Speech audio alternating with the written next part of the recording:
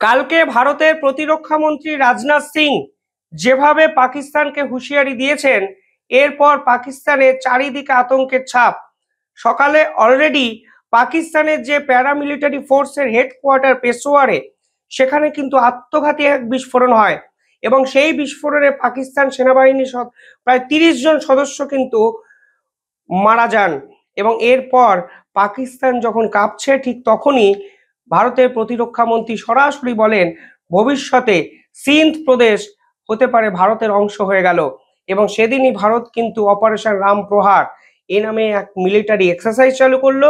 এবং আপনারা পরিষ্কার বুঝতে পারছেন ভারত কিন্তু যেরকম ভাবে লাগাতার স্টেটমেন্ট দিচ্ছে বিভিন্ন মাধ্যমে, তাতে কোনো বড় সড়ো পরিকল্পনা ভারতের পক্ষ থেকে করা হচ্ছে এবং পাকিস্তান কার্যত বুঝতেই পারছে না যে কিভাবে তাদের দেশে একাধিক মিলিটারি স্ট্রাকচার ধ্বংস হয়ে যাচ্ছে, একাধিক গানম্যান বেছে বেছে জঙ্গি নেতাদের মারছে, কিভাবে বালুচিস্তান আর্মি দিনের পর দিন পাকিস্তান সেনাবাহিনীর মিলিটারি ইনফ্রাস্ট্রাকচার ধ্বংস করছে, কিভাবে তেহরিকে তালিবান কোনো অবস্থাতেই তাদের কর্মকাণ্ড বন্ধ করছে না।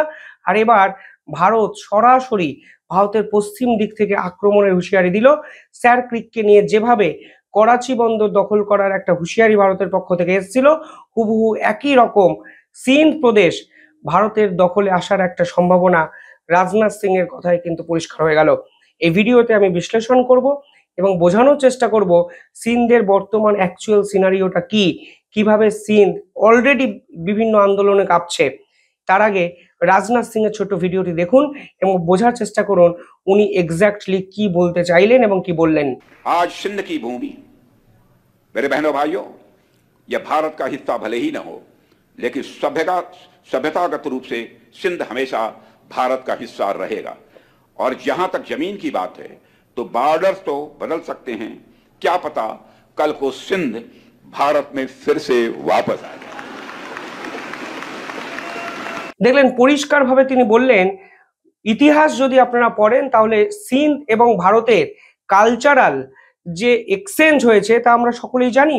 এই মুহূর্তে মহেঞ্জোদারো সভ্যতা পাকিস্তানে অবস্থিত, আপনারা সকলেই জানেন। পাকিস্তান তাদের যে রুট মানে শিকড় তা অগ্রাহ্য করতে পারে, তা স্বীকার নাই করতে পারে, কিন্তু ভারতীয়রা কিন্তু সিন্ধু নদীকে কেন্দ্র করে গড়ে ওঠা একটা সভ্যতাকে সব সময় সম্মান জানায় এবং তার যে ইতিহাস সেটাকে কিন্তু পাশ কাটিয়ে যায় না।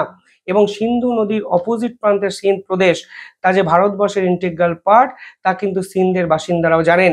দেখুন, সিন্ধু নদী থেকে হিন্দু শব্দটা এসছে, অর্থাৎ আমাদের ইতিহাসের সঙ্গে সিন্ধু নদী কিন্তু ওতপ্রোতভাবে জড়িত। এবং সিন্ধু নদী যতদিন জড়িত থাকবে ভারতের ইতিহাসের সঙ্গে, তখন সিন্ধ নামক এই প্রদেশটিও কিন্তু জড়িত থাকবে। কারণ একটা দেশ তার কালচারাল এক্সচেঞ্জ, কালচার, তার ল্যাঙ্গুয়েজ, ভাষা, এই সমস্ত সিমিলারিটি দেখেই কিন্তু ভেদাভেদ হয়, ভাগাভাগি হয়। 1971 সালে যখন বাংলাদেশ সৃষ্টি হয়েছিল তখন কিন্তু প্রথমবার অভিযোগটি এটাই হয়েছিল যে এই বাঙালিদের সম্মান পশ্চিম পাকিস্তানের উর্দু ভাষীরা করে না, এবং তারপর পূর্ব পাকিস্তানকে ফান্ডিং দেওয়া বন্ধ হয়ে গেছিল, অনেক কিছু তারা হয়েছিল। অর্থাৎ ভাষা কিন্তু একটা অত্যন্ত গুরুত্বপূর্ণ একটা স্বাধীনতার অস্ত্র।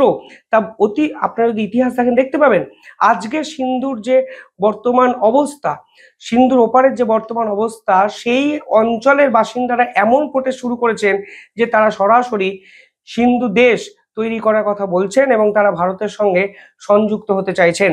এবং মে থেকে এই অক্টোবর ধারাবাহিক আন্দোলনে এখন পাকিস্তান সরকার যেমন জর্জরিত, ঠিক সেরকম ভাবে সিন্ধু প্রদেশের আন্দোলনও পাকিস্তানের প্রধান মাথা ব্যথার কারণ। এই মুহূর্তে সিন্ধ প্রদেশে একাধিক আন্দোলন হচ্ছে এবং তারা সরাসরি হিউম্যান রাইটস ভায়োলেশনের অভিযোগ পাকিস্তান সেনাবাহিনী এবং সরকারের বিপক্ষে করছে। একাধিক র্যালি, যেই র্যালিগুলোকে থামাতে পাকিস্তান সেনাবাহিনীকে গুলি করতে হচ্ছে। এবং এই সিন্ধ প্রদেশের বাসিন্দারা একযোগে ইউনাইটেড নেশনকে একটি চিঠি লিখেছিলেন, কারণ হিউম্যান রাইটস ভায়োলেশন করছে পাকিস্তান সরকার, নির্বিচারে গুলি চালানো হচ্ছে এবং সিন্ধ প্রদেশে স্বাধীনতার আন্দোলন যেভাবে শুরু হয়েছে তা থামাতে পাকিস্তান সরকার কার্যত বিপর্যস্ত। আর ঠিক সেখানেই ভারত কিন্তু কালকে পরিষ্কার বলে দিয়েছে এই সিন্ধ প্রদেশ ভারতের অংশ হতে পারে, শুধু তৈরি থাকুন। পাশাপাশি এই যে সিন্ধু দেশ তৈরি করার কথা সিন্ধ প্রদেশের বাসিন্দারা বলছেন বা আন্দোলন করছেন যে তারা পাকিস্তানের সঙ্গে থাকতে চাইছেন না, সেই পাকিস্তান সরকার সিন্ধ প্রদেশের জন্য কিচ্ছু করেনি। উল্টে বিভিন্ন বিভিন্ন ক্ষেত্রে তাদের উপর এক্সপ্লয়েট করেছেন, তাদেরকে কিন্তু শোষণ করেছেন, তারা এখন সেটা রিয়েলাইজ করে ভারতের প্রধানমন্ত্রী নরেন্দ্র মোদীকে অব্দি চিঠি লিখেছেন যে আমরা আপনাদের সঙ্গে অ্যাটাচ হতে চাই, আমাদের কালচার এবং ভারতবর্ষের কালচার এক, আমাদের ভাষা ভারতবর্ষের ভাষা এক। এবং এখনো সিন্ধ প্রদেশে বহু পাঞ্জাবি জৈন মানুষদের অস্তিত্ব পাওয়া যায়। ফলে আমরা ভারতের সঙ্গে থাকতে চাই, আমরা প্লিজ আপনারা কিছু একটা করুন। এবং আপনারা বুঝুন, পাকিস্তানের বাসিন্দারা বলছেন তারা ভারতের সঙ্গে অ্যাটাচ হতে চাইছেন, বালুচিস্তানের বাসিন্দারা বলছেন তারা ভারতের সঙ্গে অ্যাটাচ হতে চাইছেন। এবার পাকিস্তান সরকার করবেটা কি? তারা গুলি চালাতে বাধ্য হয়েছে। ফলে এই পুরো বিষয়টি রাষ্ট্রসংঘ অব্দি পৌঁছে গেছে এবং ভারতের প্রধানমন্ত্রীর কাছেও তারা চিঠি লিখে বলেছেন আমাদেরকে প্লিজ উদ্ধার করুন। আর সেই প্রেক্ষাপটে দাঁড়িয়ে ভারতের রাজনাথ সিং এর এই ধরনের মন্তব্য নিঃসন্দেহে তাৎপর্যপূর্ণ এবং সিন্ধ প্রদেশের বাসিন্দাদের বুঝিয়ে দেওয়া, ভাই আমরা তোমাদের পাশে আছি, ইতিহাস যদি দেখো তোমাদের সঙ্গে আমরা ছিলাম, বর্তমানেও আমরা তোমাদের সঙ্গে আছি, তোমরা অন্য দেশে হয়তো থাকতে পারো কিন্তু তোমাদের প্রতি মরাল সাপোর্ট আমাদের আছে, তা ভারত কিন্তু স্পষ্টভাবে বুঝিয়ে দিল। পাশাপাশি কালকে ভারত হরিদ্বারের কাছে মিলিটারি রাম প্রহার এই নামে একটি এক্সারসাইজ চালু করলো। এবং একটা জিনিস পরিষ্কার হয়ে যাচ্ছে যে এর আগেও ভারত কিন্তু অপারেশন ত্রিশূল এবং একাধিক ক্ষেত্রে স্যার ক্রিক অঞ্চলে মিলিটারি এক্সারসাইজ চালু করেছে।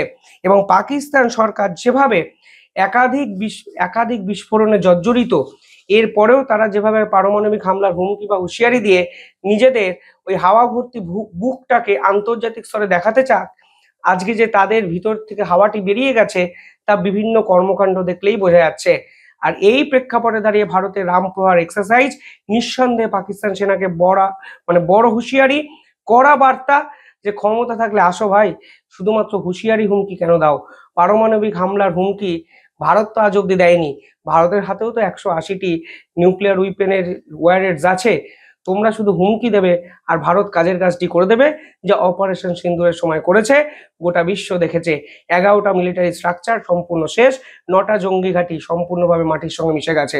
ভারত কথায় নয় কাজে বিশ্বাস করে, কাজে বিশ্বাস করে বলেই তোমরা তোমাদের আন্দোলনগুলোকে থামাতে তো পারছোই না, উল্টে ভারত একের পর এক মিলিটারি এক্সারসাইজ করে যাচ্ছে, যার পাল্টা দেওয়ার ক্ষমতা তোমাদের কাছে এই মুহূর্তে নেই।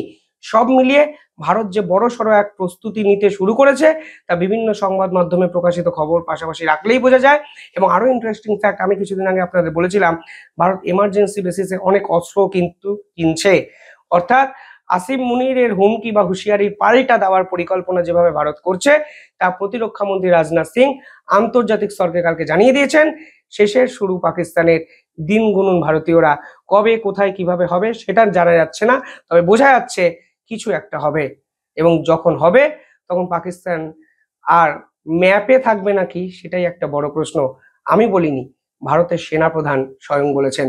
যাই হোক, কমেন্টে জানাবেন কিভাবে দেখছেন পুরো বিষয়টি। দেখতে থাকুন দ্য ইন্ডিপেন্ডেন্ট নেটওয়ার্ক। যারা এই ভিডিওটি দেখছেন ছোট্ট একটা অনুরোধ, চ্যানেলটিকে ভালো লাগলে সাবস্ক্রাইব করে পাশে থাকা বেল আইকনটি ক্লিক করে আমাদের পাশে থাকবেন। ধন্যবাদ।